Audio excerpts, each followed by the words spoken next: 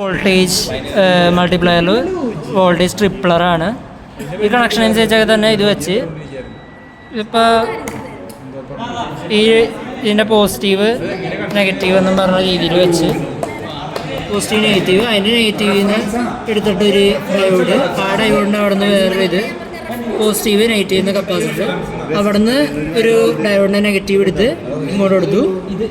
അവിടെ നിന്ന് തന്നെ വേറൊരു ഡയോഡിൻ്റെ നെഗറ്റീവ് ഇവിടെ പോസിറ്റീവ് ഇവിടെ എന്ന് പറഞ്ഞു കൊടുത്തു. അതിൻ്റെ അക്രോസ് വേറൊരു കപ്പാസിറ്റർ കൊടുത്തു.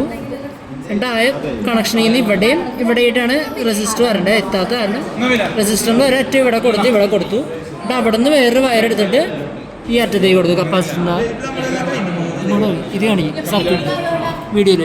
സർക്യൂട്ടൊക്കെ നമുക്ക് എളുപ്പം മനസ്സിലാവും. എളുപ്പം സർക്യൂട്ടാണ്, പാടൊന്നുമില്ല. ഇത് കൊടുത്തു. എൻ്റെ മെറ്റയിലെ പോലെ തന്നെ ഇത് കാണിച്ചു ഈ കപ്പാസിറ്റർ ഉണ്ട് C1, അതിൻ്റെ അക്രോസ് നമ്മൾ വോൾട്ടേജ് എടുക്കുക. അതായത് ഈ സാധനത്തിൻ്റെ അതിൻ്റെ രണ്ടറ്റത്തും ഈ സാധനം വെച്ചാൽ നമുക്ക് കിട്ടും. ഇത് അടിയിൽ വെച്ച് പിന്നെ ഈ ലെഗിൽ മറ്റേ ലെഗിൽ കൊണ്ട് മറ്റേ ടെർമിനൽ വെച്ച് വോൾട്ടേജ് നോക്കി 7.6 വന്നു. പിന്നെ ഔട്ട്പുട്ട് റെസിസ്റ്ററിൻ്റെ രണ്ടറ്റത്തും കൊണ്ട് വെച്ചാൽ മതി. എടുത്ത് ഇവിടെയും റെസിസ്റ്ററിന് മറ്റേ അറ്റത്തും 22.8 പക്ഷേ ലൂസ് കോണ്ടാക്ട്